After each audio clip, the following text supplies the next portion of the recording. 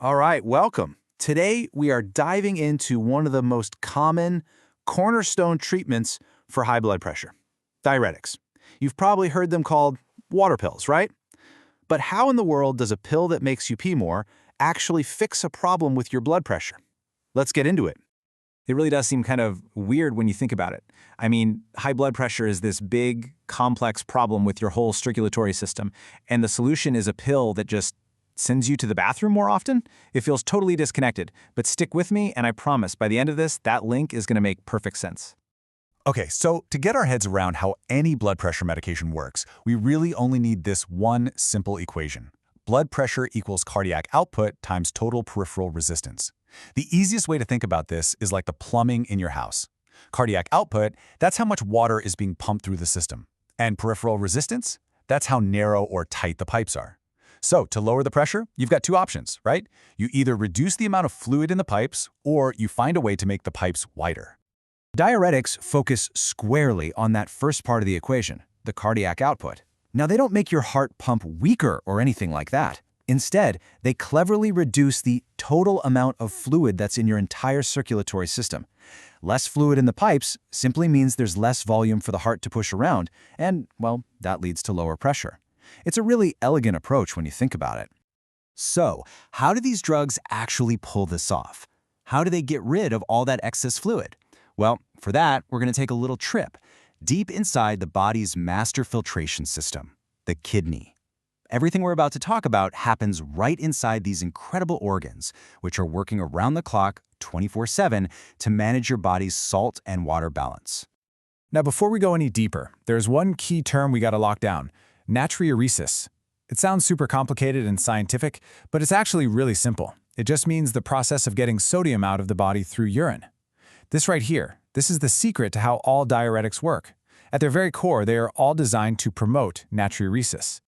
And that brings us to the absolute golden rule of kidney function and diuretics. Seriously, if you remember only one thing from this whole explainer, make it this: where sodium goes, water follows. Our bodies are hardwired so that water is always drawn towards sodium. So if you can control where the sodium goes, you automatically control where the water goes. It's that simple. This brings us to the first stop on our tour through the kidney's tiny filtering units, which are called nephrons. And here, we're going to meet the most common class of diuretics used for hypertension, the thiazides. For a lot of people, these are the very first medication a doctor will prescribe. What's really amazing is just how targeted these drugs are. They travel all the way to a very specific part of the kidney, called the distal tubule. And once they get there, they act like a roadblock on a very specific cellular gate, the sodium chloride cotransporter. By blocking that gate, sodium can't get reabsorbed back into the bloodstream. It's essentially trapped in the tubule. And, thanks to our golden rule, a bunch of water stays trapped right there with it. This whole process increases the amount of sodium you excrete by about 5%. And the results? They're pretty impressive. Thiazides are cheap, and they have been proven over and over to lower the risk of major events like strokes and heart attacks. And there's even some new, exciting evidence that they might help prevent things like bone fractures and even dementia. So yeah, they are a really powerful first-line defense. But of course, in medicine, there are always trade-offs. When you start messing with the body's delicate salt and water balance, you can accidentally throw other things, like electrolytes, out of whack. The most common issue is low potassium, or hypokalemia, but doctors also have to keep an eye on your sodium, uric acid, calcium, and even your blood sugar levels. Now, it's important to know that not all thiazides are created equal, not by a long shot. This table compares the two most common ones. You can see chlorthalidone is way more potent, but the real game changer is its half-life.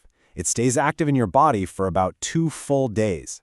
That means it provides really smooth, consistent, 24-hour blood pressure control from just a single pill, which is a huge reason why a lot of clinical guidelines are now starting to favor it over the shorter-acting HCTZ.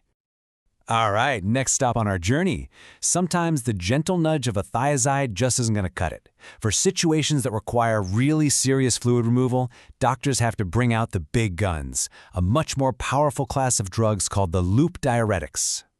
These are often called high-ceiling diuretics, and that nickname comes from the fact that their effect is just so much stronger. And the reason for that is all about location, location, location. They work in a part of the kidney called the loop of Henle, and this is the spot where a massive 65% of all your sodium normally gets reabsorbed back into the body. So if you can block reabsorption here, you can have a huge impact on your body's fluid levels. The mechanism is pretty similar to thiazides, just on a whole other level. They block a different, much more powerful transporter. You can think of it like a supergate for electrolytes. Blocking this gate traps a massive amount of sodium in the tubule. We're talking up to 25% of the total amount that the kidneys filter. And you know the drill, a huge amount of water follows right along with it. So because these are so powerful and they work so fast, you're not going to see them used for just standard high blood pressure. Their main job is to treat edema, that's significant fluid overload, which is often caused by very serious conditions like heart failure, liver cirrhosis, or advanced kidney disease. And as you'd probably guess, with that much power comes a much bigger risk. The trade-offs here are way more intense. The risk of dehydration and electrolyte loss is much, much higher, and it's not just potassium and sodium, it can also affect your calcium and magnesium levels. And at very high doses, they can even cause a pretty rare but serious side effect of hearing loss, which is known as ototoxicity. And just like with the thiazides, doctors have a few different options to choose from here. Furosemide is kind of the old standby, but a doctor might choose torsemide because it lasts longer, or bumetanide for its incredible potency. I mean, it is 40 times stronger than furosemide. The choice really depends on how well a patient's body absorbs the drug and exactly how much fluid needs to come off, and how fast. We've made it to our final stop, way down at the end of the line in the kidney's collecting duct. And here, we find a really special, more subtle class of drugs, the potassium-sparing diuretics. Okay, it is absolutely crucial to understand this. These drugs are not powerful water pills on their own. Not at all. Their actual effect on getting rid of sodium and water is really weak. Their primary job, their whole reason for being, is to counteract that common side effect of the other diuretics. They prevent your body from losing too much potassium. They pull this off with a really unique, clever mechanism. See, at this final stage in the kidney, there's this natural trade-off that happens. For every sodium ion the body reabsorbs, it kicks out a potassium ion. These drugs just block that final sodium channel. So by preventing that last little bit of sodium from coming back in, they cleverly shut down that potassium trade, sparing it from being lost in the urine. So the main trade-off here is the exact opposite of the other diuretics. Instead of low potassium, the major risk is high potassium or hyperkalemia. And this can be a really serious, even life-threatening condition that affects the heart's rhythm. That's why doctors have to monitor potassium levels so closely, especially when these drugs are combined with other medications that can also raise potassium.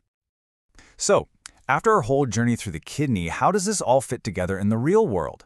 Well, it all comes down to choosing the right tool for the right job, based on what each individual patient really needs. This little field guide here just lays it all out perfectly. You've got your thiazides, with their moderate power working in the distal tubule, perfect for first-line hypertension. Then you have the high-power loop diuretics, acting in the loop of Henle, which you need for severe fluid overload, in things like heart failure.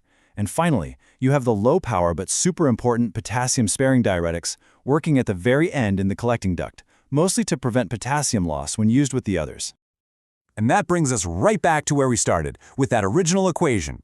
We've seen how diuretics have masterfully tackled the fluid volume side of things, the cardiac output. But what about the other half of that equation, the total peripheral resistance?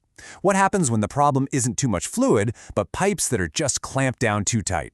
Well, that is a story for another explainer.